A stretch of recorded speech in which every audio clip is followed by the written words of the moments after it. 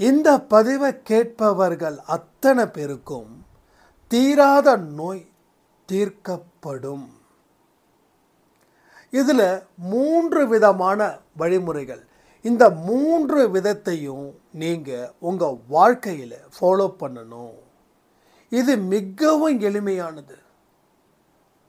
எளிமையான முறையில் தான் நம்ம எல்லா விஷயத்தையும் கடவுள் செய்யணும்னு எதிர்பார்க்குறாரு. நீங்கள் எத்தனையோ காலங்கள் கஷ்டப்பட்டீங்க, ஹாஸ்பிட்டலுக்கு லட்ச ரூபாய் செலவு பண்ணீங்க. ஆனாலும் ஒரு சின்ன ஒரு விஷயம் கூட நடக்கலை. எத்தனையோ பரிகாரம், பூஜைகள், கோயில், ஆலயங்கள். அப்போது ஏன் இவ்வளவும் தீரல அப்படின்னா, தீர்வுகள் உங்களுக்கு உள்ளேயே இருக்குது. அதை நீங்கள் பார்க்கல. அதனால தான் உங்களுக்கு நோய்கள் தீரலை. நாம் இதனுடைய கட்டுக்களில் இருந்துக்கிட்டு இருக்கோம். அதனால தான் இன்னமும் அந்த நோய் தீவிரம் அடையுது. உங்களை வாழ விடாமல் சதி செய்வது இந்த நோய். இந்த நோய் கர்மாவால் ஏற்பட்டதா கேட்டால் தானே தெரியும். இல்லை பில்லி சூனியத்தால் ஏற்பட்டதா அதுவும் கேட்டால் தானே தெரியும். ஆனால் இந்த பதிவை கேட்டு முடித்ததுக்கப்புறம் ரிலாக்ஸ்டான மனநிலையில் நீங்கள் இருப்பீங்க. எப்பெல்லாம் உங்களுக்கு நோய்கள் இருக்குதோ அப்போ எல்லாம் இந்த பதிவை தொடர்ந்து கேளுங்க.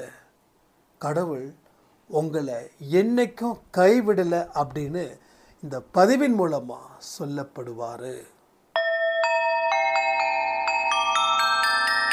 ஓம் சாயிரா சாயிரா, ஓம் சாயிரா சாயிரா, ஓம் சாயிரா சாயிரா, அன்பே சாயிரா, பேரன்பே சாயிரா, அகிலம் தளிக்க ஆத்மா விழிக்க அனுதினம் சாயிரா, எங்கள் அன்பே சாயிரா.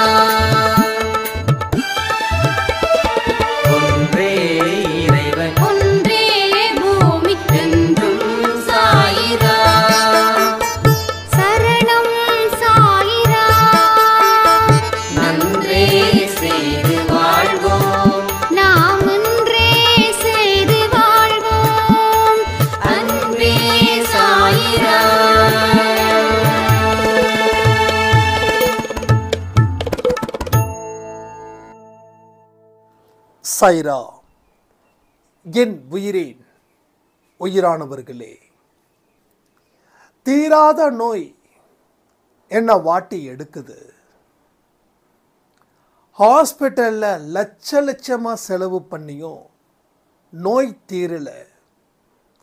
நிறைய பூஜை பரிகார முறை எது செஞ்சும் என்னுடைய நோயோட தன்மை மட்டும் குறையவே இல்லை.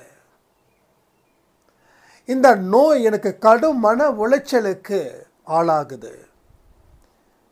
செய்ய வேண்டிய விஷயத்தை கூட செய்ய முடியாமல் இந்த நோய் எனக்கு மிகப்பெரிய கேடு விளைவிக்குது. இதில் இருந்து மீண்டு வருவதற்கு சரியான வழிகள் என்ன? என்னோட நோய்களுக்கு காரணம் என்ன? கர்ம வினைகளால் என்னோட நோய் எனக்கு வந்து சேர்ந்துதா? நான் வேறு என்ன செய்யணும்? இல்லை கடைசி வரைக்கும் இப்படி தான் இருக்கணுமா? மனதார யாருக்கும் எந்த துன்பத்தையும் நான் நினைச்சது கூட இல்லை. அப்படி இருக்கும் போதும் இந்த நோய் என்னோட உச்சக்கட்டத்தை, கோபத்தையும் துன்பத்தையும் கொடுக்குது. அதனால் மீள்வதற்கு உண்டான வழிகளை நீங்கள் சொல்லுங்க அப்படின்னு ஒரு சாயிராம். அதே போல் இன்னொரு சாயிராம், தீராத வயிற்று வலி. இந்த வயிறு வலி வந்துடுச்சுன்னா என்னால் தாங்கிக்க முடியாது, உயிர் போகிற வலி. அதே போல் தலைவலி, மூட்டு வலி, அந்த வலி, இந்த வலி. அதாவது வலிகளை சமாளிக்க முடியாத அளவுக்கு இருக்குது. இதனால் என்னோட எந்த ஒரு விதமான செயலையும் செய்ய முடியல. எனக்கு ஆஸ்துமா இருக்குது. காலையில் 4 மணிக்கு எழுந்திரிச்சு சாய்பாவுக்கு ஆரத்தி எடுக்க முடியல. இப்படி பட்டியல் நீளுது, குறையில. அப்போ எல்லா விஷயத்துக்கும் பிரச்சனைகளை தீர்ப்பதற்கு சாயப்பாவை மனதார அழைத்து இந்த பதிவை நாம் கேட்கலாமா? இந்த பதிவில் சொல்லப்பட்டது எல்லாமே எனக்கு நடக்கும் அப்படின்னு நாம் நம்பலாமா? இன்னும் கொஞ்ச நாளில் உங்கள் உடம்புல இருக்கக்கூடிய நோய்கள் எந்த பக்கம் போச்சுன்னு தெரியலன்னு ஆச்சரியப்படுற மாதிரி நமக்கு நடக்கும்னு நாம் எதிர்பார்க்கலாமா? இந்த 3 விஷயங்களும் உங்கள் வாழ்க்கையில் நடக்க போகுதுன்றதை நான் உறுதிப்படுத்துகிறேன். அதை உறுதிப்படுத்துகிற விதமாக தான் இந்த பதிவு உங்களுக்கு அமைய போகுது. முதல் பாயிண்ட்டு, நாம் கடவுளால் ஆசீர்வதிக்கப்பட்டவர்கள். இதை மனசில் ஆழமாக விதைக்க முடியுமா? நாம் கடவுளால் ஆசீர்வதிக்கப்பட்டவர்கள், இதில் எந்த சந்தேகமும் இல்லாமல் இதை நீங்கள் ஏற்றுக்கொள்ள வேண்டும். அப்போ கடவுளால் யார் ஆசீர்வதிக்கப்பட்டவர்கள் அப்படின்னா, எந்த உயிரினத்துக்கும் துன்பத்தை கொடுக்காமல் இருப்பவர்கள், எல்லோரும் மேலேயும் அன்பும் அக்கறையும் கொண்டவர்கள், எல்லோரும் நல்லா இருக்கணும்னு மனதார வாழ்த்துபவர்கள் யாரோ அவர்களே கடவுளால் ஆசீர்வதிக்கப்பட்டவர்கள். இப்படிப்பட்டவர்களுக்கு இந்த நோய்கள் அத்தனையும் தீரும் அப்படின்றது உங்களால் நம்ப முடியுதா? நம்புங்க. ஏன்னா நிறைய எவிடன்ஸ் நான் வச்சுட்டு தான் பேசுகிறேன். எவிடன்ஸ் இல்லாமல் நான் வாய்க்கு வந்ததை பேசுகிறேன். முதல்ல ஆசீர்வதிக்கப்பட்டவர்கள் நம்ம நம்பணும். அப்போ யாரை கடவுள் ஆசீர்வதிக்கப்பட்டிருக்காருன்னா, அதில் இந்த 3 பாயிண்ட். இந்த 3 பாயிண்டில் எது உங்களுக்கு இல்லையோ அதை உங்களால் சரி பண்ணணும். அதற்கு உண்டான வழிகளை நீங்கள் ஏற்படுத்தணும். அதற்கு தகுந்த மனநிலை உங்களுக்கு கொஞ்சம் கொஞ்சமாக மாறணும். நாம் நேற்று கொடுத்த ஆடியோவில் கூட நம்ம சொல்லியிருக்கோம், இந்த மாதம் எதை விடணும்? பொறாமைத்தனத்தை விடணும். அப்போது இன்னைக்கும் நாம் இந்த நோய்களை பற்றி பேசும்போதும் இந்த மாதிரியான விஷயங்களை நாம் விடணும். அப்போ இப்படிப்பட்ட மனுஷங்க கடவுளால் ஆசீர்வதிக்கப்பட்டவர்கள். அதாவது நண்பனும் ஒன்று தான், எதிரியும் ஒன்று தான். உனக்கு துரோகம் செய்தார்களே அவர்களும் உனக்கு ஒன்று தான். இவங்க காலில் ரத்தம் வந்தாலும் ஐயோ ரத்தம் வந்துடுச்சே அப்படின்னு சொல்லி அந்த ரத்தத்தை நிறுத்தணும். உங்களுக்கு நம்பிக்கை துரோகம் செய்தார்களே அவங்களுக்கும் இது மாதிரி காயம் பட்டால் அந்த காயத்துக்கு மருந்து போடணும். இந்த மாதிரி மனநிலை உங்களுக்கு இருந்துச்சுன்னா நீங்கள் கடவுளால் ஆசீர்வதிக்கப்பட்டவர்கள். இதுதான் முதல் பாயிண்ட். ரெண்டாவது பாயிண்ட், இதுதான் பேசிக். ஓகேவா? இந்த படிக்கட்டு ஏறினா தான் அடுத்த படிக்கட்டு ஏற முடியும். ரெண்டாவது, சில விஷயங்களை நம்ம கன்ஃபார்மாக நம்புகிறோம். அந்த விஷயத்தை பற்றி தான் நம்ம பேச போகிறோம். அதாவது என்னுடைய விதின்றது நம்ம கர்மாவாக வச்சுக்கலாம். என்னுடைய கர்மாக்கள் தான் இவ்வளவு பெரிய ஒரு தொல்லையை கொடுக்குதா, இல்லை யாராவது எனக்கு செய்வினை வச்சிட்டாங்களா? பில்லி சூனியம் ஏவல் அது இது. ஸோ இந்த மாதிரி விஷயங்கள் மூலமாக எனக்கு வச்சிட்டாங்களா? அதனால் எனக்கு உடல் ரீதியாக நிறைய பிரச்சனைகள் இருக்குதா? அது எனக்கு புரியாமல் தவிக்கிறேன்னு சொல்கிறீங்க இல்லையே, அவங்களுக்கு அருமையான பதில் என்னன்னா, கர்மாக்கள் ஆரம்பத்திலேயே உங்களுக்கு வேலையை கொடுத்துடுச்சு. ஓகே, அதற்கு உரிய தண்டனை காலமும் முடிஞ்சிடுச்சு. நீங்கள் நேற்று வரைக்கும் தப்பு செஞ்சீங்கன்னா கர்மா முடியல. நீங்கள் தப்பு செஞ்சது எல்லாமே 2 வருஷத்துக்கு முன்னாடியே முடிஞ்சிடுச்சுன்னா உங்கள் கர்மாவும் முடிஞ்சிடுச்சு. நம்ப முடியுதா?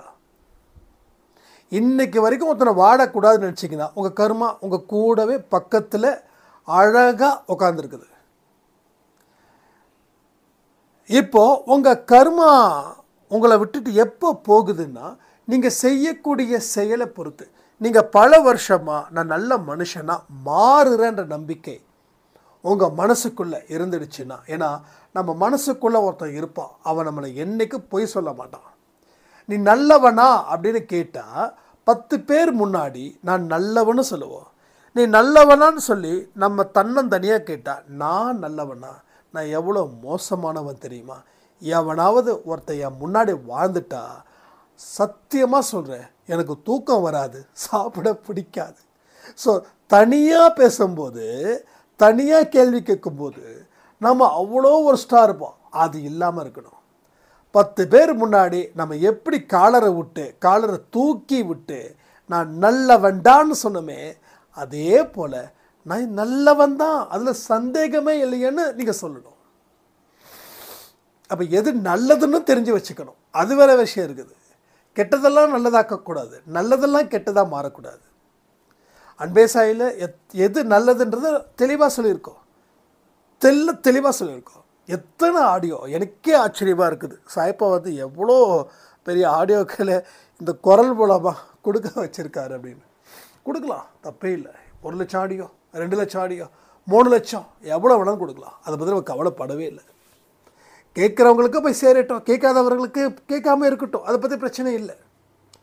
அப்போ உங்கள் கர்மா முடிஞ்சிடுச்சா இல்லையான்றத நம்ம மனசில் எழுத எண்ணங்களை வச்சு கண்டுபிடிச்சிடலாம். அது ஒன்று. இது கூட ஓரளவுக்கு உண்மை இருக்குது. அடுத்தது உண்மையே கிடையாது, இந்த பில்லி சூனியம் அது இதுன்னு ஒருத்தவங்க வைக்கிறாங்க அப்படின்றதுக்காக நம்ம வாழ்க்கை மாறப்போவது இல்லை. அப்படி பார்த்தா இன்றைக்கி எத்தனையோ மனுஷங்க வாழ்வது வளர்வது பிடிக்கல. அப்போ அத்தனை பேருக்கும் வச்சிட முடியுமா? சொல்லுங்கள், வச்சிட முடியுமா? வச்சிட்டா நடக்குமா?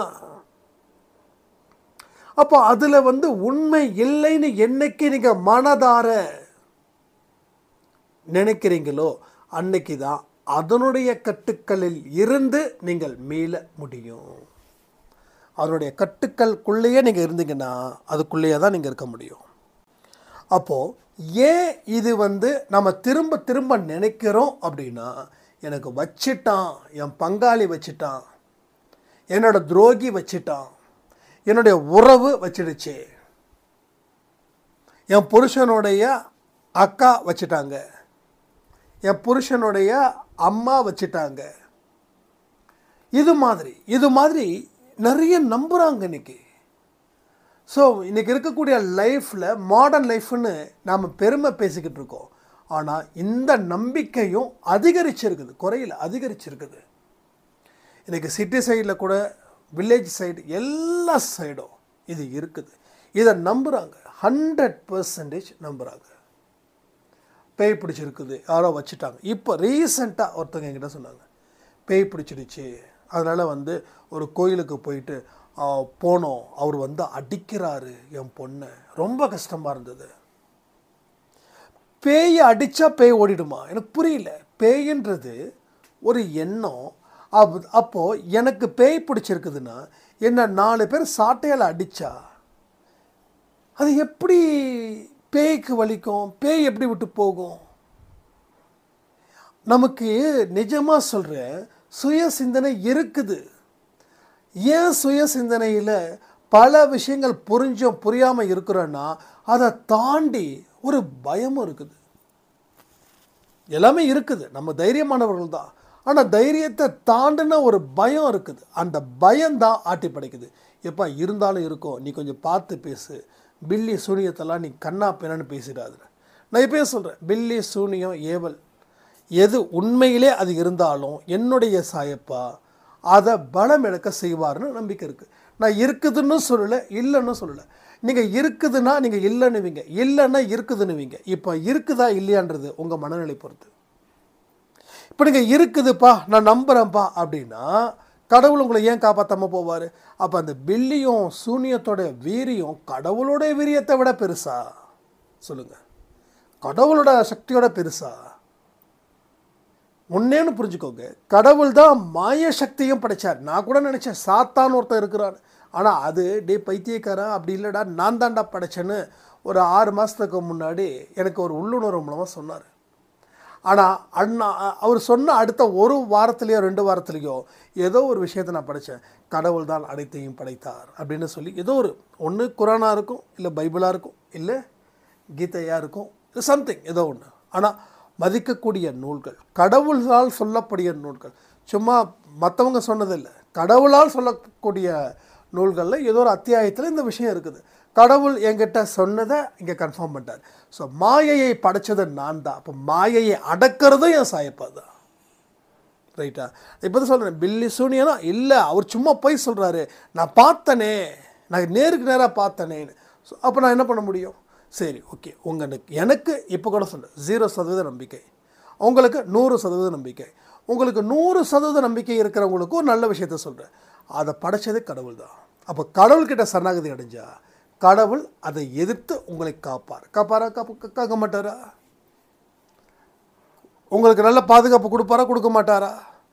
ஸோ கொடுப்பார். அப்போ நம்ம பில்லி சூனியத்தை பற்றி நம்ம கவலைப்பட வேண்டிய அவசியமே இல்லை, அதை நம்ம கிட்டேருந்து எடுத்துடலாம். ரைட்டா? அப்போ நம்ம கவலைப்படுறது வந்து என்னென்னா கர்மா. அப்போ இந்த கர்மாவை வந்து நான் முன்னாடியே அந்த ஆசீர்வதிக்கப்பட்டவர்கள் சொன்னேன் இல்லையா, அதில் அந்த 3 விஷயத்த சொன்னேன் இல்லையா, அந்த 3 விஷயத்தை இருந்துச்சுன்னா இந்த கர்மாவையும் இந்த கர்மத்தையும் விரட்டிடலாம். இது கர்மா இல்லை, இது கர்மம்.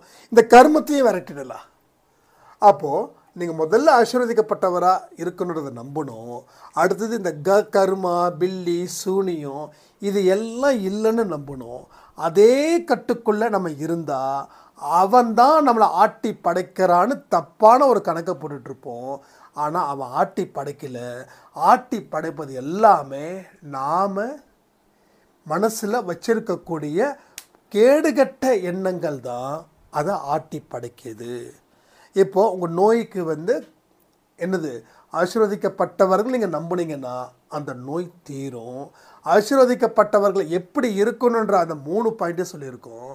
அடுத்தது இந்த கர்மா, பில்லி, சூனியம் அது இதன் மூலமாக நான் பாதிக்கப்பட்டு இருக்கேனா அப்படின்ற கேள்விக்கும் அதுவும் உண்மை இல்லை.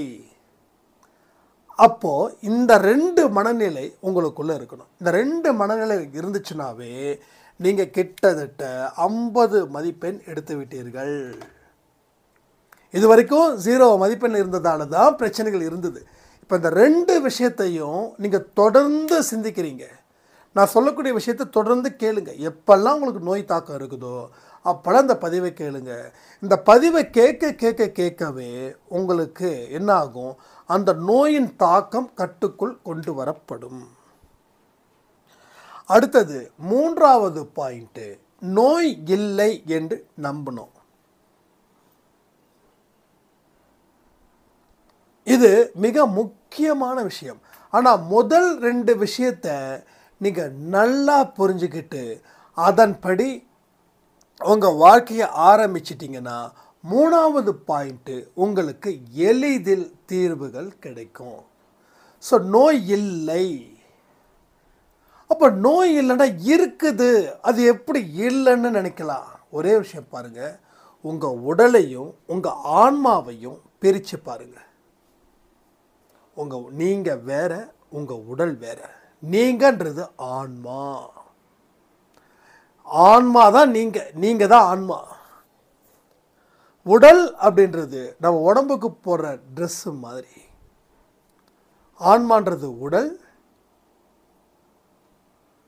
உடல்ன்றது என்னது, போட்டுக்கிற ட்ரெஸ்ஸு மாதிரி. நீங்களும் ஆன்மாவும், அதாவது உடலும் ஆன்மாவும் தனித்தனியாக இருக்கிறது. நாம் தான் 2த்தையும் சேர்த்து வச்சுருக்கோம். இப்போ நான் யார் அப்படின்னு சொன்னால் என் பேரை தான் நான் சொல்லுவேன். அப்போ என் பேர் தான் நானா? இல்லை நானா? அப்போ எனக்குள்ளே இருக்கிறது என்ன? அதுதான் நான். நான் சந்தோஷ் அப்படின்னு ஒரு ஐடென்டிஃபை நம்ம சொல்லலாம். ஆனால் அது நானாக முடியாது. என் உயிர் இருக்கிற வரைக்கும் நான் சந்தோஷ். என் உயிர் போயிடுச்சுன்னா நான் ஒரு பிணம். ஸோ நான் அப்படின்றது இந்த உடல். இந்த உடல் கடைசியில் எங்கே போகுது? மண்ணுக்குள்ளே போகுது. பஞ்சபூதத்திலேருந்து தான் வரும், அதே பஞ்சபூதத்துக்குள்ளே தான் போகிறோம். இது இல்லாமல் வாழ்க்கையே இல்லை. அப்போ நாம் ஒரு பெரிய காம்ப்ளிகேஷன் ஆகிக்கிறோம். எனக்கு உடம்பு சரியில்லை, எனக்கு மனசு சரியில்லை. முதல்ல எனக்குன்ற ஒரு வார்த்தையை விட்டுட்டு நமக்குள்ள ஒரு ஆன்மா இருக்குது. ஆன்மாவை தாண்டி ஒரு விஷயம்தான் இந்த உடல். அப்போ நம்ம மனசுக்குள்ள எப்பேற்பட்ட எண்ணங்களை விதைக்கணும் தெரியுமா? நான் வேறு, உடல் வேறு. அப்போ உடல் வேறுன்னு சொல்லும்போதே உங்களுக்கு உடலை பற்றி ஒரு கவலைகள் இருக்க போவது இல்லை. உடலை பற்றி கவலை இருக்காது. இப்போது எனக்கு தலைவலி அப்படின்னு அவங்கக்கிட்ட சொன்னால் அது ஒன்றும் சரியில்லை, சரியாயிடுன்னு சொல்கிறீங்க. ஏன்னா உங்களுக்கு வலிக்கலை, உங்கள் உடலுக்கு வலிக்கலை, எனக்கு வலிக்குது. அப்போ நீங்களும் உங்கள் உடலை இந்த மாதிரி நினச்சிங்கன்னா சரியாயிடும். ஐயோ நமக்கு தலைவலி ஸ்டார்ட் ஆகிடுச்சு, வரக்கூடாத தலைவலி வந்துடுச்சு, இனி இது என்ன படாத பாடுபடுத்த போகுதுன்னு நீங்கள் முடிவு பண்ணிட்டீங்கன்னா நீங்கள் நினச்சதை விட அது உங்களை படாத பாடுபடுத்தும். நீங்கள் நினச்சே பார்த்துருக்க மாட்டீங்க இவ்வளவா கஷ்டத்தை கொடுக்கணும். இல்லை, அதை விட வலி அதிகம். அப்போது உடல் வேறு, நீங்கள் வேறு. இந்த இடத்துல நீங்கள் கொண்டு வந்து அந்த ஃபோக்கஸ் பண்ணிட்டீங்க அப்படின்னா உங்களோட நோய்கள் பாதி அளவுக்கு குறையும். இது ஒரு பாயிண்ட். இதுலேயே கூடுதல் பாயிண்ட்டு, எனக்கு நோய் இல்லை, நான் ஆரோக்கியமாக தான் இருக்கேன் அப்படின்னு சொல்கிறதுக்கு பதிலாக நான் ஆரோக்கியமாக தான் இருக்கேன், நான் ஹெல்த்தியாக தான் இருக்கேன், எனக்கு எந்த விதமான குறையும் இல்லாத வாழ்க்கையை என் சாய்ப்பா கொடுத்துருக்காருன்னு அதை மனசில் அமைதியான முறையில் நீங்கள் தியானிக்கணும். இந்த மாதிரியான வார்த்தைகளை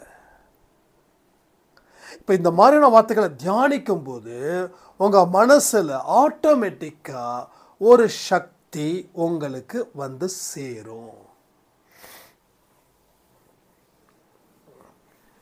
இப்போ இந்த 3 விஷயங்கள் என்னது? முதல்ல நீங்கள் ஆசீர்வதிக்கப்பட்டவராக நம்பணும். ரெண்டாவது கர்மா, பில்லி, சூனியம் இது எல்லாம் இல்லைன்னு ப்ரூஃப் பண்ணுறதுக்கு இந்த வார்த்தைகளை சொல்லியிருக்கேன். மூணாவது, நோய் இல்லை அப்படின்ற ஒரு எண்ணமும் உங்கள் மனசில் கூடுதலாக வரணும். அதில் உடல் வேறு, ஆன்மா வேறு. இதை புரிஞ்சுக்கணும். இந்த 3 பாயிண்ட்டும் ஒரு மனுஷனுக்கு தீவிரமாக எல்லா இடத்துலையும் இருக்கணும். நம்ம அங்கமுத்து சாய்ராம் சொல்லியிருந்தாங்க, அது ரொம்ப எக்ஸலண்ட்டாக சொல்லியிருந்தாங்க. 1 மணி நேரம் ஆடியோ எனக்கு 2 மணி நேரம் தேவைப்படுது நோட்ஸ் எடுக்க அப்படின்னு. அந்த நோட்ஸ் எடுக்கும்போது தான் உங்களுக்கு நான் சொல்லக்கூடிய விஷயங்கள் பாதினா அதை வச்சு நீங்கள் இன்னொரு பாதியை சிந்தனைகள் மூலமாக அதை எடுத்து இன்னும் உங்கள் வாழ்க்கைக்கு வழிகாட்டுவதற்கு உண்டான வழிகளும் கிடைக்கும். அப்போது எல்லா விஷயத்தையும் நாம் முறைப்படி செய்யணும், பொறுமையோடு செய்யணும், நம்பிக்கையோடு செய்யணும், அவசரப்படக்கூடாது, பதட்டப்படவே கூடாது. இங்கே பல பேருக்கு ஆரம்பத்தில் அவங்க இருக்கக்கூடிய பதட்டம் இப்போ இல்லை. ஏன்னா அந்த அளவுக்கு அவங்க எண்ணங்கள் மூலமாக அந்த நம்பிக்கையை சாய்ப்பா வந்து ஏற்படுத்தியிருக்கார். இது எவ்வளோ பெரிய மிராக்கள்! சாய்ப்பாவுக்கு நன்றிகள் சொல்லலாமா? அப்போ எந்த இடத்துலையும் சரி உங்களுக்கு நோய்கள் இல்லை. இதை நீங்கள் பரிபூரணமாக நம்ப உங்களோட நோய்கள் உங்களை விட்டு அதனுடைய வீரியத்தன்மை குறையும். நான் முழுசாக போகணும்னு சொல்லவே மாட்டேன். முழுசாக போகிறதுக்கு வாய்ப்பு இருக்குது, ஆனால் அது சடனாக நடக்காது. இப்போ சொல்கிற உங்களுக்கு தீராத தலைவலி, தீராத வயிறு வலி, இதற்கு இந்த 3 விஷயமும் உங்கள் மனசுக்குள்ளே ஆழமாக பதிஞ்சிடுச்சுன்னா முதல்ல வயிறு வலிக்கும், ஆனால் அந்த வலியை தாங்குகிற அளவில் இருக்கும். அப்போ அந்த வலிக்கும் போது நீங்கள் மறுபடியும் இது என்ன ஜஸ்ட்டு ஸ்டமக் பெயின் அவ்வளோதானே, சரியாயிடும் அப்படி நீங்கள் நினைக்க மறுபடியும் கொஞ்ச நாட்களில் அந்த வயிறு வலியே வராது. இப்போலாம் அதிகபட்சமாக தலைவலி ரொம்ப ஜாஸ்தியாக இருக்குது. இந்த 3 விஷயங்கள் தான் அடிப்படை காரணம். இதெல்லாம் கடவுள் சம்பந்தப்பட்ட விஷயங்கள் அப்படின்றதால ஃபஸ்ட்டு இந்த 3 பாயிண்ட்டை சொல்லிட்டேன். அடுத்த பாயிண்ட்டு தான் மிக மிக முக்கியமான பாயிண்ட், நம்மளுடைய லைஃப் சைக்கிள். நம்ம வாழ்க்கை எப்படி வாடுறோம் அப்படின்றத கரெக்டாக வாழ்ந்துக்கிட்டு இருக்கோமா? இதில் சில பேர் என் மேலே ரொம்ப கோவப்படுவீங்க, சொல்கிற நீ செய்றியா அப்படின்னு. ஸோ ஒரு விஷயத்த சொல்கிறேன், நான் கண்டிப்பாக செய்வேன் ஷூரா. 8 மணி நேரம் தூங்குறீங்களா? இது மிக முக்கியமான விஷயம். 8 hours தூங்கணும். அதாவது நைட்டு 10 மணிக்கு படுத்திங்கன்னா 11, 12, 1, 2, 3, 4, 5, 6. ஸோ 6 மணிக்கு எந்திரிக்கலாம். ஆனால் அவங்க 4 மணிக்கு எந்திரிக்கிறோன்னு சொல்கிறதால இங்கே நிறைய பேருக்கு தூக்கம் ரொம்ப ரொம்ப குறைவாக இருக்குது. அப்போது 8 மணிக்கு தூங்க முடியுமா? ப்ராக்டிக்கலாக பாசிபிள் இல்லை. அப்போ 8 மணி நேரம் தூங்குனா உடம்புல இருக்கக்கூடிய நோய் நொடிகள் அத்தனையும் தீரும். அப்போ நோய்கள் தாக்கம் அதிகமாக இருக்கிறவங்களுக்கு இந்த 4 மணியை ஸ்கிப் பண்ணிவிட்டு 6 மணிக்கு எழுந்திரிச்சிருக்கு. ஏன்னா முதல்ல நோய்கள் இல்லாத ஒரு வாழ்க்கையை வாழ்ந்தால் தான் அடுத்தது செய்ய முடியும். இதில் எத்தனை பேருக்கு இந்த மாதிரி பிரச்சனை இருந்துக்குது, நான் எழுந்திருக்கிறேன் அப்படின்னா இனிமேல் அது எழுந்திருக்க வேண்டாம். ஸோ 8 hours, அதாவது 6 to 8 hours, 8 hours கூட இல்லை, கிட்டத்தட்ட 6 hours போதும், இல்லை 7 hours. 10 மணிக்கு தூங்கி காலையில் 5 மணிக்கு 6 மணிக்கு எழுந்துருங்க, தப்பே இல்லை கொஞ்ச நாளைக்கு. ஆனால் 10-10:30க்கெல்லாம் நீங்கள் நல்ல ஸ்லீப் மோடு போடும், அது ரொம்ப இம்பார்ட்டன்ட்.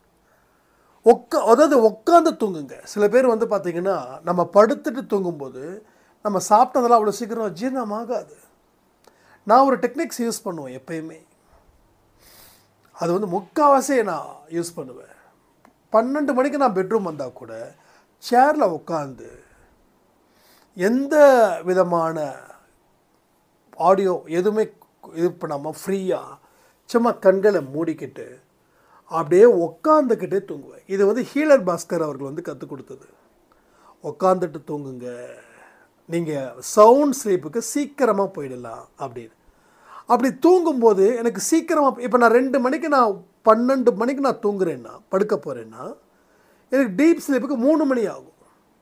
ஆனால் அதே 12 மணிக்கு நான் உட்காந்த மாதிரி தூங்குனேன்னா நான் 1 மணிக்கே நான் டீப் ஸ்லீப்புக்கு போயிடுவேன். ஸோ எது எனக்கு இன்னமும் ஒரு ஆரோக்கியமாக இருக்குதோ அதை நான் எடுக்கிறேன். ஸோ அதில் உட்காந்து கண் 2 தடவை 3 தடவை ஜெர்க் ஆகும். 3வது தடவை ஜெர்க் ஆகும்போது அப்படியே கட்டில் பாஞ்சு படுத்துடணும், தூங்கிடணும், அவ்வளோதான். அப்போது தேவையில்லாத தாட்ஸு எதுவுமே வராது. நீங்கள் எதெல்லாம் நைட்டு படுத்துக்கிட்டு யோசிக்கிறீங்களோ அது எல்லாமே உங்களுடைய பலத்தை இன்னும் ஜாஸ்தி பண்ணுது. அப்போ நைட்டு நம்ம பார்க்கும்போது எதிர்மறை எண்ணங்கள் தான் அதிகமாக நம்ம சுவாசிப்போம், நேர்மறை எண்ணங்கள் கம்மி, எதிர்மறை எண்ணங்கள் அதிகம். புரியுதா உங்களுக்கு? அதுதான் இங்கே பெரிய பிரச்சனையாக நிற்குது. அப்போ இதை எல்லாத்தையும் நம்ம சரி பண்ணணும். ஏன்னா சுவர் இருந்தால் தான் சித்திரம் வரைய முடியும். ஸோ உடலும் ஆன்மாவும் தனின்னு சொன்னோம், அது ஸ்பிரிச்சுவாலிட்டி பேஸ் பண்ணும்போது. ஆனால் உடலால் தான் இங்கே ப்ராக்டிக்கல் லைஃபையும் பார்க்க முடியும். ஏன்னா இங்கே சம்பாதிக்க வேண்டிய நிர்பந்தத்துலேயும் நாம் இங்கே இருக்கோம். ஓகேவா? சம்பாதிக்கக்கூடிய நிர்பந்தத்துலேயும் இருக்கோம். ஒரு கண்ணு ஆன்மீக பாதை, ஒரு கண்ணு ப்ராக்டிக்கல் லைஃப். நான் வெறும் ஆன்மீகத்தை பற்றியே பேசிக்கிட்டு இருந்தேன்னா துட்டு, குழந்தைங்களோட எதிர்காலம் அது பார்க்கணும்ல. நீங்கள் ஹவுஸ் ஒய்ஃபாக இருக்கலாம், உங்களுக்கு பணம் தேவைப்படாமல் இருக்கலாம், ஆனால் உங்கள் கணவரை பார்த்துக்கணும், உங்கள் குழந்தைகளை பார்த்துக்கணும், உங்கள் உறவுகளை பார்த்துக்கணும். அதுக்கு நீங்கள் ஸ்ட்ராங்காக இருக்கணும்ல. அப்போ என்ன சாப்பிட்றோம் அப்படின்றது முக்கியம். ஏன் உடலுக்கு என்ன தேவையோ அதை நான் சாப்பிட்றேன்னா அது முக்கியம். அப்போ நான் செலக்ட் பண்ணி சாப்பிடணும், இதுதான் நான் சாப்பிடணும் இன்னைக்கு அப்படின்னு நினச்சி செலக்ட் பண்ணி ஆரோக்கியமானதாக சாப்பிடணும். ஆரோக்கியமானதாக சாப்பிட்டா தான் என் மூளை வேலை செய்யும். நான் தினமும் கிரில்லும் தந்தூரி சிக்கனும் சாப்பிட்டுக்கிட்டு இருந்தேன்னா மூளை வேலை செய்யாது. ஏன் செய்யாதுன்னா அது ஜீரணமாக்கிறதுக்கு உண்டான தன்மை ரொம்ப நேரமாகும். சாப்பிட்ட உடனே வேலை செய்யணும் முடியுமா? சாப்பிட்ட உடனே வேலை செய்யணும். சாப்பிட்டோன்னே ஒரு 1/2 hour கழித்து சொல்கிறேன். நாம் மோஸ்ட்லி சும்மா சிட்டிங் ஜாப் தான் பண்ணுறோம். சொல்கிறேன், ஒரு 1/2 மணி நேரத்தில் நீங்கள் சாப்பிட்டீங்களான்னு தெரியாத அளவுக்கு சாப்பிடணும். ஆனால் எனர்ஜெட்டிக்காக சாப்பிடணும். ஸோ 8 ஹவர்ஸ் தூக்கம், அதாவது நோயோட தாக்கம் அதிகமாக இருக்கிறவர்களுக்கு சொல்கிறேன். 8 ஹவர்ஸ் தூக்கம். நார்மலாக இருக்கிறவங்களுக்கு 6 மணி நேரம் போதும், நல்லா கிடைக்கும். 8 மணி நேரமாக ஓகே, இனிமேல் காலைல 6 மணிக்கு அதெல்லாம் கிடையாது. ஆரோக்கியமாக இருக்கிறவர்கள் இந்த பிபி சுகரெல்லாம் கூட அதெல்லாம் வந்து கணக்கில் வராது. பிபி சுகர்லாம் நோயே கிடையாது. ஏன்னா நோய் இல்லாத மாதிரி ஆயிடுச்சு இன்றைக்கி இருக்கிறதுல. ஒருத்தருக்கு ஃபீவர் இருக்குதோ, சளி இருக்குதோ, ஆனால் பிபி இருக்குது, சுகர் இருக்குது. இல்லைன்னா தான் நம்ம ஒரு மாதிரியே பார்ப்பான். இவன் வந்து பஞ்சத்தில் அடிபட்டுருக்கிறான், அதனால தான் எனக்கு பிபி வரல, சுகர் வரலன்னு. அப்போ பிபி சுகர் யாருக்கு வருது? நல்ல டேஸ்ட்டாக சாப்பிட்றவங்க தானே வரும். ஒரு குருவிக்கு வருதா, ஒரு பறவைக்கு வருதா, காக்காவுக்கு வருதா, மிருகத்துக்கு வருதா? எதுக்கும் இல்லை, நமக்கு தான் வருது. ஏன்னா நம்ம விதவிதமாக சாப்பிட்டு நல்ல எண்ணெயெல்லாம் ஊற்றி நல்லா புரட்டி அதை பண்ணி இதை பண்ணி சாப்பிட்டு உடம்புல ரத்தம் சுண்டி பிபி ஏறி, பிபினால சுகர் ஏறி, அதுக்கப்புறம் அடுத்தடுத்ததெல்லாம் ஏறி கடைசியில் பார்த்தீங்கன்னா உடம்புல எல்லா வியாதியும் ஒரு மனுஷனுக்கு குறைஞ்சது இப்போ 2 வியாதி கேரண்டி. இப்போ இன்னும் கொஞ்சம் நாள் ஆகும்னா, இன்னும் ஒரு 10 வருஷத்துக்கு அப்புறம் 3 வியாதி கேரண்டி. அடுத்தது 4 வியாதி கேரண்டி. அடுத்தது 40 கேரண்டிப்பா. 40 என்ன கேரண்டி? வயசு 40 முடிஞ்சிடும். 20 வயசில் படிப்பை முடிக்கிறோம், அடுத்த 20 வருஷம் கல்யாணம், அவ்வளோதான், முடிஞ்சிடுச்சு லைஃப். ஆனால் இந்த இடத்துல தான் நம்ம சேலஞ்சாக வாடணும். 100 நான் தாண்டுவேன்னு சொல்லணும். இது பேராசைக்காக இல்லை, கடவுள் கொடுத்த உடம்பு நான் நோய் நொடி இல்லாமல் வைக்கணும் அப்படின்னு. நம்ம கர்மா என்ன ஏஜ் நம்ம சொக்க கொடுத்துருக்குதோ தெரியாது. ஆனால் இந்த ஜென்மத்தில் என்னமோ போயிட்டு போகுது. அப்போ அடுத்த ஜென்மத்தில் 100 வாழ்கிற அளவுக்கு நாம் நல்ல விஷயங்களை செய்யணும். நேரமே இல்லை, செஞ்சுக்கிட்டே இருக்கணும். அப்போ 8 ஹவர்ஸ் தூக்கம், தேவையான சாப்பாடு, தேவையான தண்ணீர் தயவு செய்து சொல்கிறேன். இங்கே நிறைய லேடிஸ் இருக்கீங்க, தண்ணி ஒரு நாளைக்கு 3 பாட்டில் தண்ணி குடிக்கணும். சாப்பிட்டதுக்கு அப்புறம் 1 ஹவர் கழித்து தான் தண்ணி குடிக்கணும். சாப்பிட்றதுக்கு முன்னாடி 1/2 ஹவருக்கு முன்னாடி தண்ணி குடிச்சிடணும். 9 மணிக்கு காலை டிஃபன் சாப்பிட்றீங்கன்னா 8:30க்கு 6 பாட்டில் தண்ணி குடிங்க. அடுத்தது 9 மணிக்கு சாப்பிட்டு முடிச்சிட்டிங்கன்னா அடுத்த 1 ஹவர் கழித்து தண்ணி ஒரு பாட்டில் தண்ணி குடிங்க. அதுக்கப்புறம் 1/2 பாட்டிலாக தண்ணி குடிங்க. 1/2 ஹவருக்கு ஒருத்தர் தண்ணி குடிங்க. சாப்பிடும்போது தண்ணி குடிக்கக்கூடாது. சாப்பிட்றதுக்கு முன்னாடி என்ன டைம்லன்னு சொல்லிட்டேன். சாப்பிட்டதுக்கு பின்னாடி 1 ஹவர் கழிச்சு தான் தண்ணி குடிக்கணும். நைட்டு அதிகமாக தண்ணி குடிக்காதீங்க. நைட்டு அதிகமாக தண்ணி குடித்தா கிட்னி ப்ராப்ளம் ஆகும். நைட்டு சாப்பிடும்போது ஜீரணம் எது எளிதில் ஜீரணம் ஆகுமோ அதை சாப்பிடுங்க. வியாழக்கிழமை நான் சொல்ல மறந்துக்கிட்டே இருக்கேன். வியாழக்கிழமை யாருக்கெல்லாம் இதை முடியுமோ அதை பண்ணுங்கள். காலையில் கஞ்சி, மதியானம் ராகி கஞ்சி, ஏதாவது ஈவினிங் ஒரு 6-7 மணியோட ஒரு 2 இட்லியோ 3 இட்லியோ முடிஞ்சால் முடிங்க. ஸோ அந்த அன்றைக்கி லிக்விடாக எடுத்துக்கலாம். ஈவன் நானும் ஸ்டார்ட் பண்ணுறேன் நாளையிலேருந்து, ஓகேவா? ஏன்னா ஆரோக்கியம் நமக்கு முக்கியம். காலையில் நல்ல கஞ்சி, வடித்த கஞ்சி, உப்பு லைட்டாக போடும், உப்பு ஜாஸ்தி போடக்கூடாது. ஏன்னா இனி டேஸ்ட்டுக்காக சாப்பிட வேண்டாம், இனி ஆரோக்கியத்துக்காக நம்ம சாப்பிடுவோம். ஸோ இதெல்லாம் நம்ம வந்து ரெகுலராக நம்ம செஞ்சுக்கிட்டே இருக்க தான் நாம் அத்தனையும் நமக்கு கிடைக்கும். ஸோ உங்களுக்கு எந்த சந்தேகங்களாக இருந்தாலும் சரி கமெண்ட்டில் கமெண்ட் பண்ணுங்கள். இதை எல்லாமே செஞ்சால் வெற்றி நிச்சயம், சாயின் சத்தியம் சொல்லி இந்த பதிவை நான் முடிக்கிறேன். ஜெய் சாய்ராம்.